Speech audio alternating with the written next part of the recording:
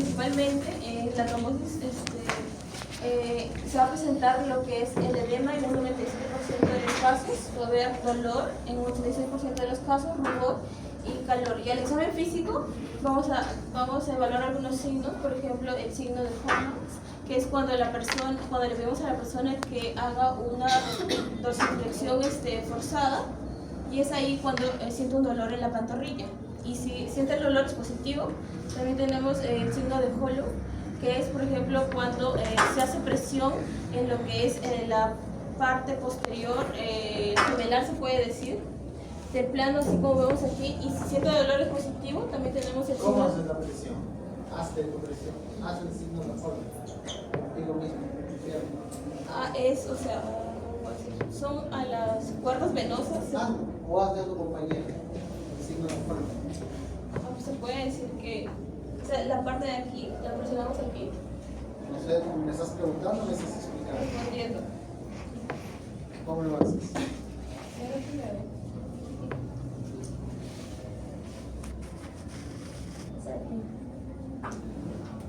¿Qué estás preguntando ahí?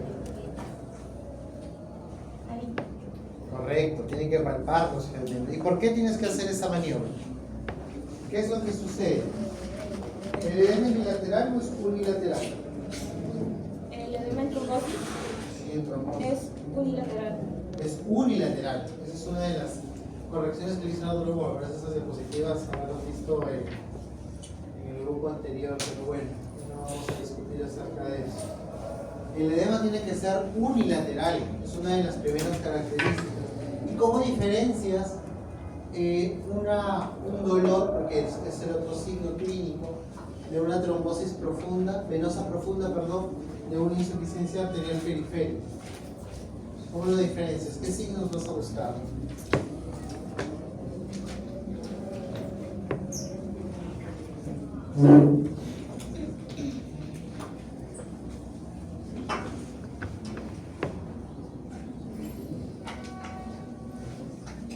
¿Cómo diferencia una insuficiencia arterial periférica de una trombosis venosa profunda?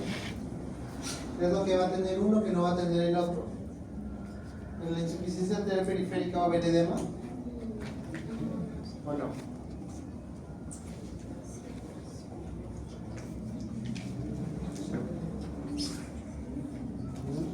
¿Hay o no hay edema? No hay, pues ¿por qué tendría que haber? Recuerden que en este caso, cuando yo tengo una trombosis venosa profunda, la fisiopatología, y por eso es que es tan importante entender la fisiopatología, no es que no se avanza,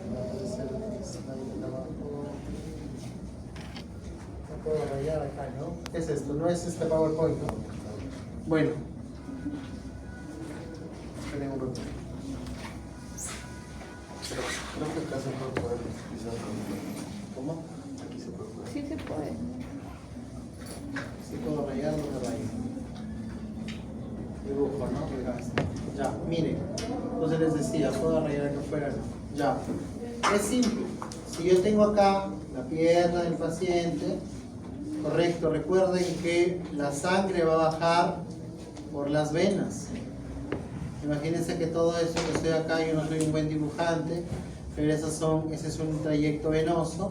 Entonces la sangre tiene que subir, y entre subida y subida, aquí están las válvulas que son insuficientes, por eso les decía que eso era importante. De tal forma que cuando la sangre está subiendo, esta válvula debe cerrarse. Y si no se cierra, pues la sangre regresa, pues, y comienza a hinchar la piernita. Entonces imagínense si hay un stop, hay un trombo a este nivel, no va a permitir el regreso de la sangre. Entonces toda esa parte por debajo de donde está el trombo, hacia abajo, va a estar hinchado, va a estar edematizado. Por eso es que es importante entender la fisiopatología. Pero en cambio, en una isquemia arterial, el problema no está en las venas. En una isquemia arterial, el problema está que si yo tengo acá esta arteria, hay una placa ateromatosa que impide que la sangre pase por acá. Entonces lo que vamos a tener es que hay una frialdad distal. que hay una necrosis de este miembro. No va a haber edema, no tendría por qué haber edema. Si hay edema, yo pienso que hay celulitis, que hay otra cosa asociada. Pero normalmente la isquemia arterial periférica no tendría, porque como su nombre lo dice, es un problema de arterias. Por lo tanto, en una isquemia arterial periférica yo voy a tener frialdad distal, voy a tener cambios. Por ejemplo, si el paciente es un paciente que tiene vellos en el miembro inferior, se comienzan a caer en la zona de la isquemia, hay cambios tróficos de la piel, así se le llama a eso. ¿Qué más podemos tener? Necrosis, es que ya es una isquemia crítica, pero edema normalmente no. El dolor también es diferente. ¿Por qué? Porque el dolor que se produce en la trombosis venosa profunda es un dolor consecuente por el edema. Ha dilatado tanto todas esas estructuras que a presión genera dolor. Por eso cuando tú haces más presión, como en el signo de Hollow, haces o generas el dolor. Pero esa es la razón, porque está todo comprimido por el edema que genera. Ahora, estos signos normalmente ya están perdiendo cierta utilidad. ¿Sí? Ya están perdiendo cierta utilidad.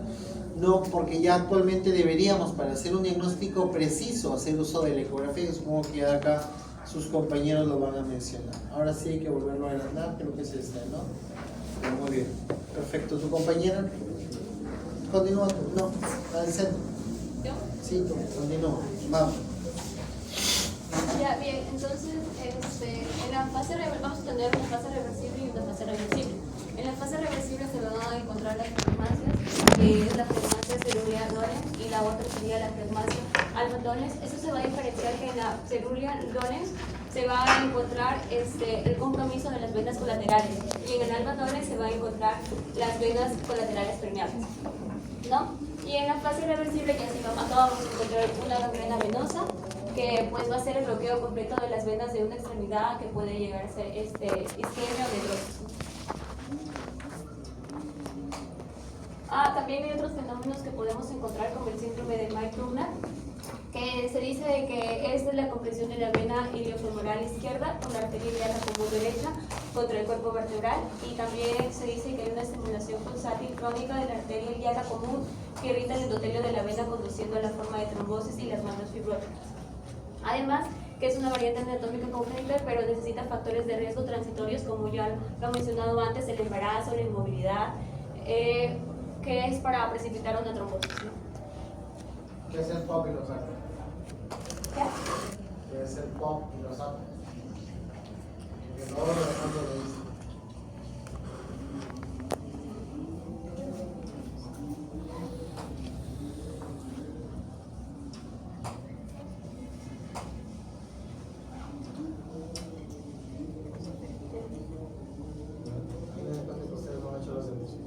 Uno de los 6 sabe qué es eso.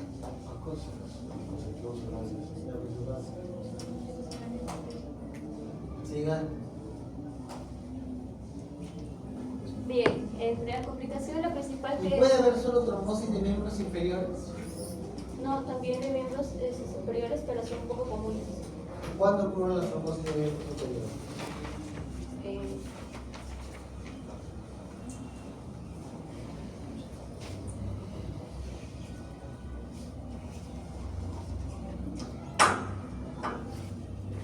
Hay un síndrome característico de trombosis de miembros superiores, síndrome de Puentes, algo así, que se relaciona con un estrechamiento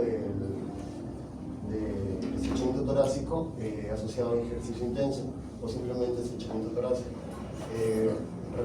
Generalmente es en el espacio debajo de la clavícula y arriba de la primera costilla, y comprime las venas y hace que haya una estasia asociada a otros factores de la arteria del brecho, ocasionando una trombosis.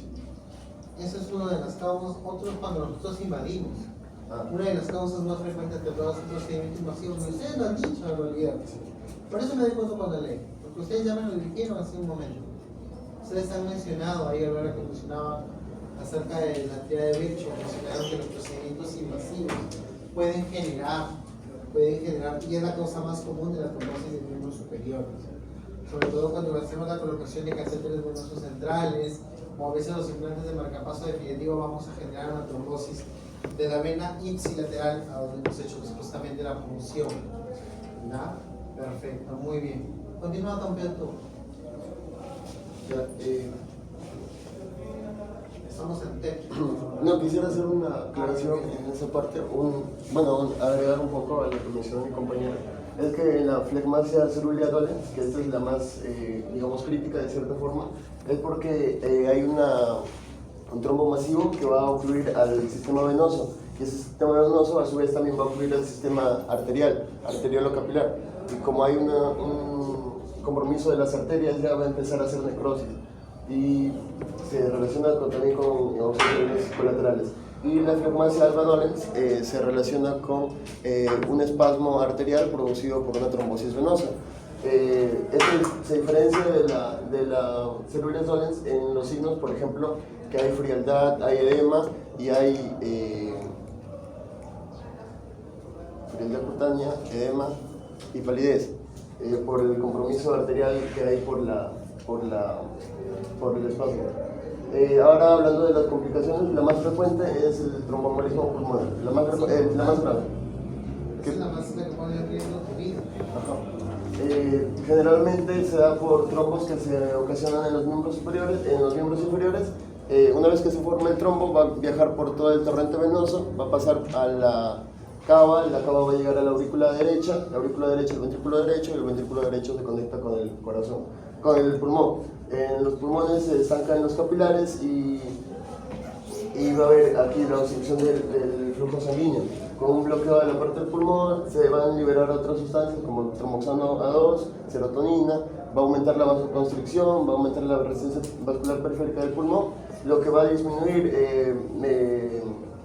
el intercambio gaseoso. Va a haber una disfunción del ventrículo derecho ocasionado por un aumento de la resistencia pulmonar. También va a haber una hipertensión pulmonar súbita por lo mismo, ¿no? Porque hay una vasoconstricción del sistema pulmonar y aparte un bloqueo del flujo sanguíneo. Va a haber una interferencia entonces al final con la circulación del intercambio gaseoso y puede llegar a la muerte.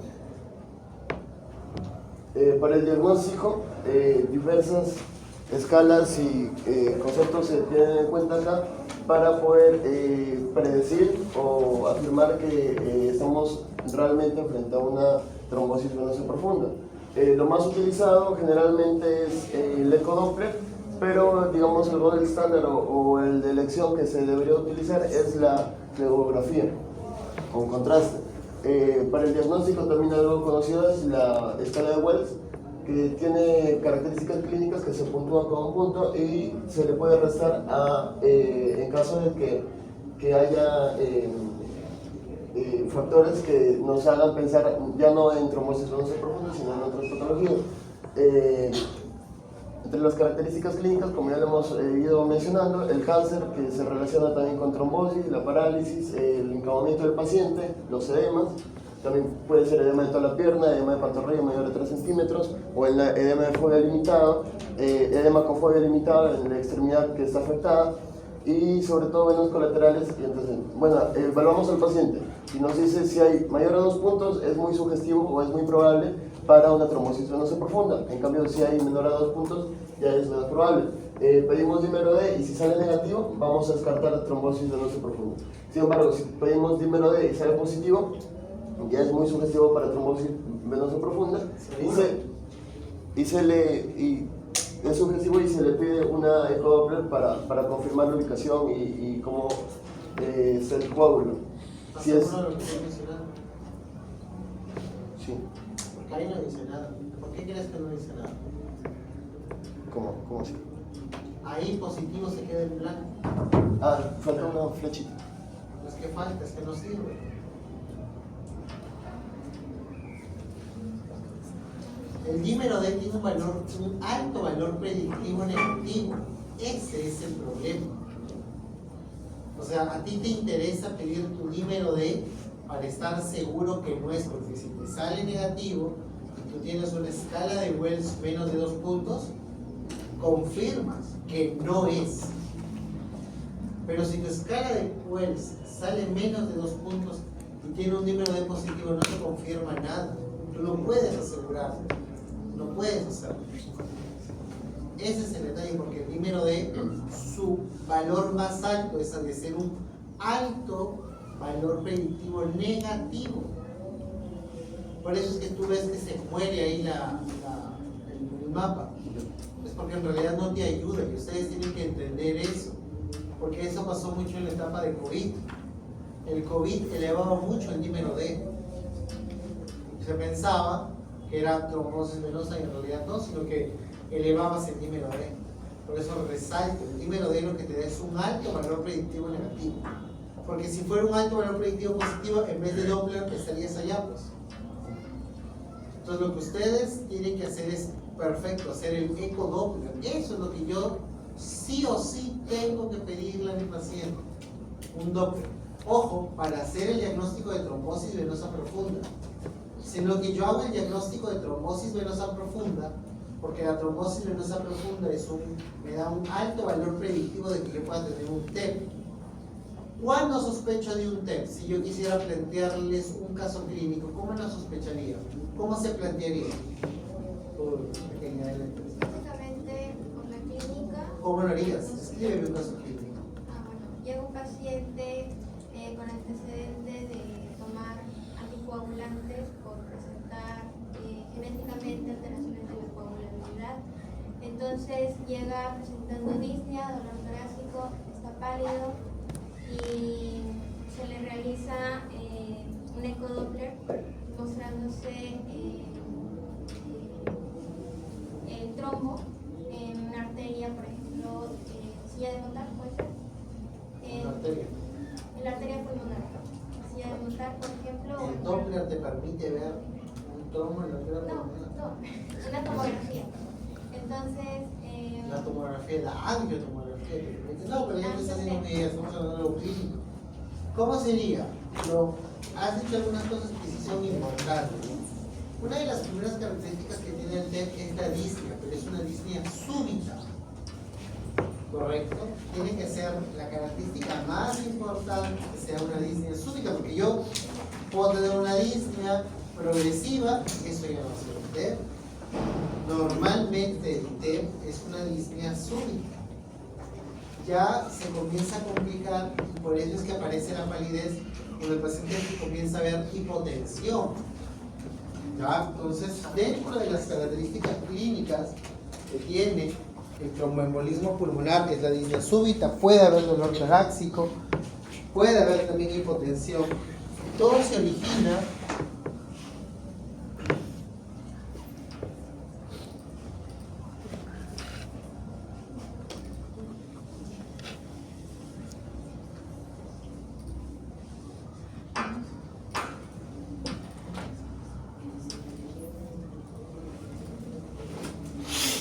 todo se origina en lo siguiente, miren.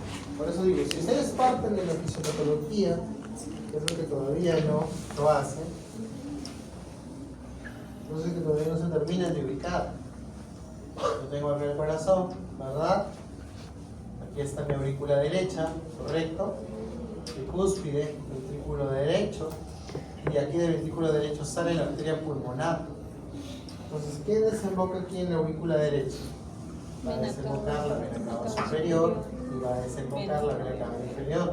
Es por eso que si sea una trombosis de miembro superior o una trombosis venosa de miembros inferiores, finalmente ese coágulo va a viajar por el sistema venoso, independientemente de dónde venga, y va a terminar o llegando a la vena cava superior o llegando a la vena cava inferior.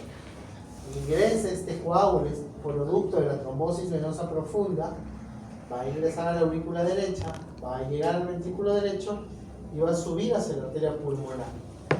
Y va a tapar uno de los diferentes trayectos. Puede haber un tromboembolismo masivo, submasivo, puede haber un tromboembolismo pequeño. Entonces, dependiendo de lo que yo encuentre, de qué tanto haya sido esta obstrucción de la arteria pulmonar, yo voy a tener la clínica del paciente. ¿Por qué? Porque yo, por ejemplo, puedo tener un paciente que tiene un tromboembolismo masivo. Entonces, hagan de cuenta que un tromboembolismo masivo implicaría que toda la pulmonar se tapó. Entonces, incremento las presiones en el ventrículo derecho, incremento las presiones acá a nivel de la aurícula derecha. Entonces, ya no va a permitir que haya un retorno venoso adecuado.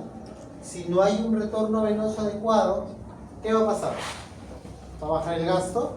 cardíaco, pues el paciente se comienza a hipotener. Los mecanismos son diferentes porque vamos a ver también de acá, con los compañeros presentes en este otro tema del taponamiento, pasa algo parecido, baja el gasto cardíaco, hay hipotensión, pero ya no es por este mecanismo de incremento de presiones secundarios a la oclusión de una arteria pulmonar. Entonces, como se ocluye la arteria pulmonar, se comienza, pues por eso que el paciente comienza a tener arritmia súbita, hay dolor torácico también, que ya lo mencionó su compañera, no va a haber hipotensión, normalmente los pacientes suelen llegar hipotensos, y como se hipotensen y el cuerpo es inteligente, desarrollan qué cosa está aquí, taquicardia. Entonces son 4 de las características que hay que buscar en los casos clínicos cuando uno les mencione acerca de que un paciente presente el tromboembolismo pulmonar. Y hay que recordar además, por favor, que tiene que haber algún factor de riesgo asociado. Se les menciona en el caso alguna mutación, aunque eso pues ya lo haría muy sencillo, ¿no? Pero podría ser, por ejemplo, un paciente que tiene un viaje prolongado en avión, puede ser un paciente que ha sido operado recientemente y lleva mucho tiempo en cama, puede ser un paciente obeso que ha tenido alguna fractura de cadera, en fin, una serie de cosas que me podrían llevar a mí a pensar que el paciente está haciendo un tromboembolismo pulmonar, ¿correcto? Sigue, continúo.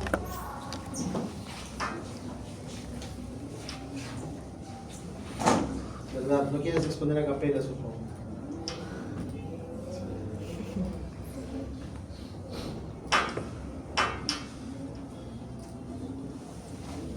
Continúo. En el caso de que la escala de Wells sea mayor a 2 puntos, se le recomienda realizar una ecodoppler. Si esta va a ser positiva, va a confirmar el diagnóstico de tromboembolismo pulmonar, y en el caso de que sea negativa, se va a repetir a los 7 días una flebografía. En el caso del tratamiento, tenemos una fase aguda y una fase crónica. En la fase aguda se prefieren usar las heparinas de bajo peso molecular, como la enoxaparina o la deltaparina. La enoxaparina en dosis de 1 miligramo por kilogramo por vía subcutánea, cada 12 horas máximo, 180 miligramos al día. La deltaparina de 200 cada 24 horas. La heparina sódica de 500 en bolo endovenoso, luego la perfusión continua. Y el fondaparinux 5 miligramos por vía subcutánea. El rivaroxaban de 15 miligramos vía oral cada 12 horas por 21 días, luego 20 miligramos por día. En el caso de la fase crónica, si es primera vez, por 3 meses, y si es segundo episodio, por tiempo indefinido, aquí podemos emplear la warfarina, el apixaban, el dabigatran y el rivaroxaban. En la warfarina se inicia el mismo día de la heparina y se debe mantener un INR de 2 a 3. El apixaban es de 10 miligramos vía oral cada 12 horas por 7 días, luego 5 miligramos cada 12 horas por 6 meses. El dabigatran son 150 miligramos vía oral cada 12 horas, precedida de enoxaparina o una heparina sódica por 6 meses. Y en el caso del rivaroxaban son 15 miligramos vía oral cada 12 horas por 21 días, luego de 20 miligramos por día. También tenemos la duración de la anticoagulación en el tratamiento del tromboembolismo pulmonar, y las medidas generales preventivas van a ser la hidratación, deambulación temprana y medidas antiembólicas. ¿Y cuál es el diagnóstico del TEP? ¿No lo mencionaron al final? ¿Cuál es el diagnóstico del TEP? ¿Cómo diagnosticas el TEP? Ya lo habías mencionado. Bueno, básicamente clínica, signos y síntomas característicos de una trombosis profunda. Si es que puede ser también por trombosis superficial, también puede ser que viajan al pulmón, los coágulos. Puede ser también antecedentes, sus antecedentes si presenta, por ejemplo, antecedente de accidente cerebrovascular. ¿Por qué? Porque recoge viaja al corazón por medio de la vena cava superior. ¿Por qué? La se ve en una oclusión de la arteria. Claro, pero bueno, había leído de que... No, está bien, es que es correcto lo que estás diciendo, pero ¿por qué? Puede ser malformación, No. ¿Por qué el antecedente de ACV puede implicar un antecedente de trombosis venosa profunda? ¿Por qué? ¿Por qué? Lo que he dicho está bien, no es que he entendido mal, está bien. Pero si estamos hablando todo de venas, ¿qué tiene que ver la arteria acá? Porque una arteria, que obviamente origina en un ACV, sí puede tener como presente una trombosis venosa profunda. ¿Por qué? Por la reacción inflamatoria. Por la embolia paradójica. Hay algunos pacientes que tienen la mala suerte de tener un foramen oval permeable. Entonces, como tienen un foramen oval permeable que comunica la aurícula derecha con la aurícula izquierda, cuando el trombo llega a la aurícula derecha, se pasa a la aurícula izquierda y haces el ACV. Pero es por la embolia paradójica. O sea, sí se puede presentar, no es común, pero se puede. Pero tendría que coexistir un foramen oval permeable. Entonces, ¿cómo podríamos resumir todo esto que han presentado sus compañeros en una sola diapositiva? De la siguiente manera.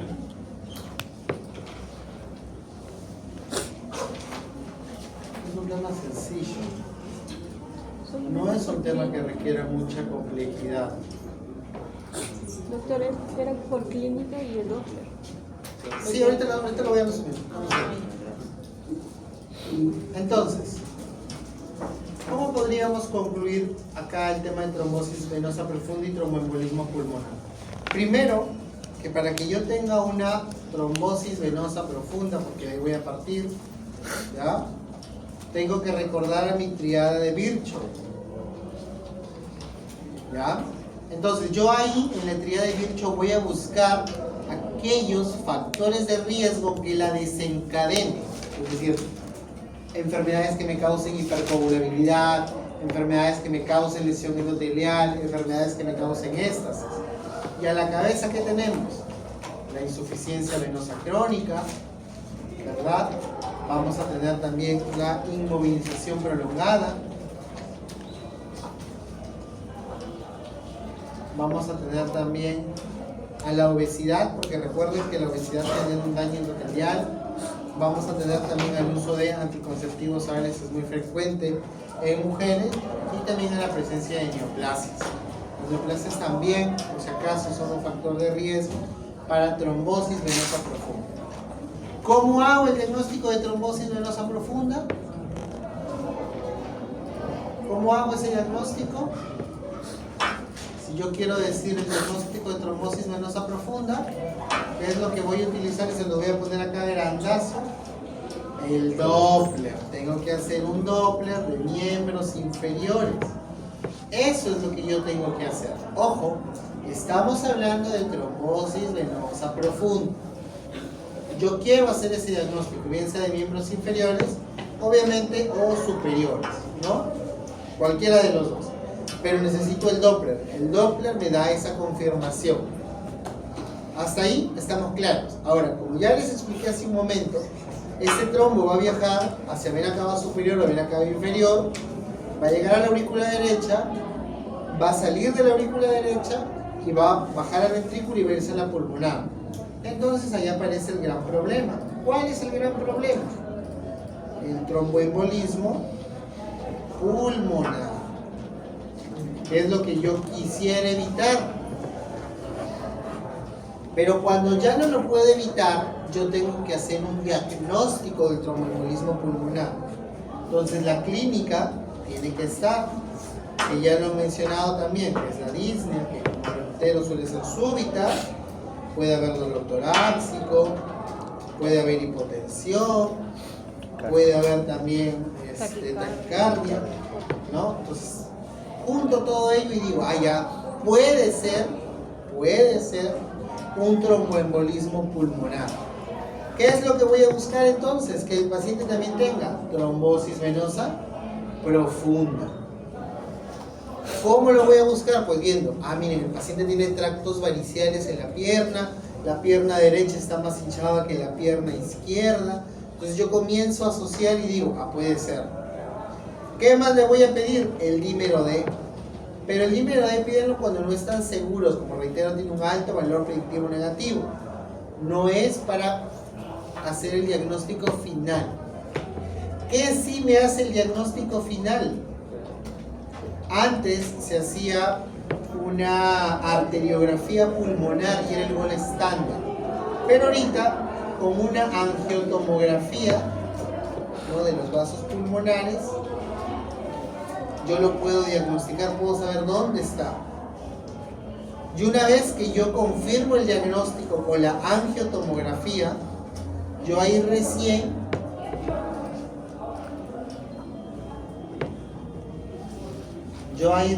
puedo decir, tengo que darle el tratamiento. ¿Y hay algún patrón electrocardiográfico característico o no? ¿Cuál es? ¿Cuál es ese patrón? Espacio. Por supuesto, el electro, siempre el electro. Los cardiólogos nos fascina el electro. Así que obviamente que tiene que haber algo. Es el patrón de McGinn-White, que es que yo observe una S en 1, una Q en 3 y una T negativa en 3. S1, Q3, T3. El patrón de McGinn-White. Por favor, repasen eso. El patrón de McGinn-White. Quién sabe, por ahí podría hacer preguntita. ¿No? Entonces el patrón de McGinn-White es S1, Q3 y T3. Y el tratamiento, que ya lo han dicho muy bien sus compañeros, eso sí está perfecto, es el, ¿qué cosa? Anticoagulación.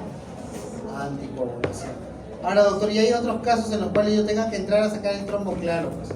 Si el paciente está hemodinámicamente inestable, se está muriendo, yo tengo que entrar a operar y sacar ese coágulo, ¿no? También se podría hacer, pero de normal, si es un TEP submasivo, va a ir suficiente con anticoagulación.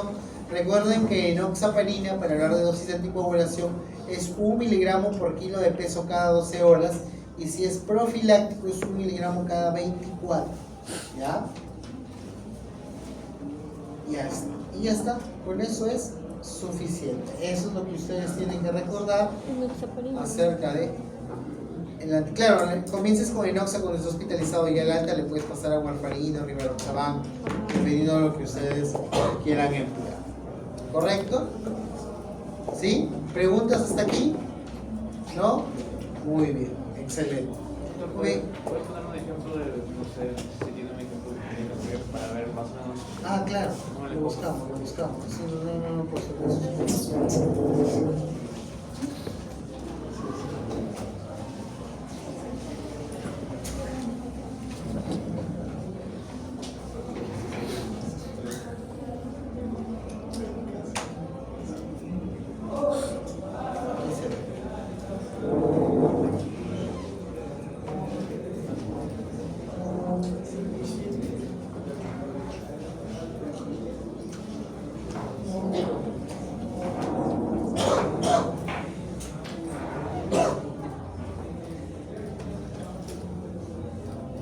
Entonces mira cómo tú vas a ver una S empastada, una S ancha, como si fuera un bloqueo de rama derecha, que a veces suelen hacer una S ancha, una S empastada acá en 1. Hay la presencia de una Q en 3, mira cómo hay una Q, porque recuerda que la Q es la primera deflexión negativa y hay una onda T negativa también.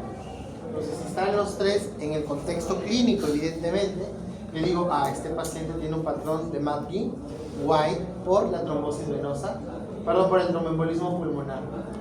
S empastada en 1, Q en 3 y la T negativa en 3. ¿Ya? Muy bien, perfecto. Un aplauso para sus compañeros, por favor. El que sigue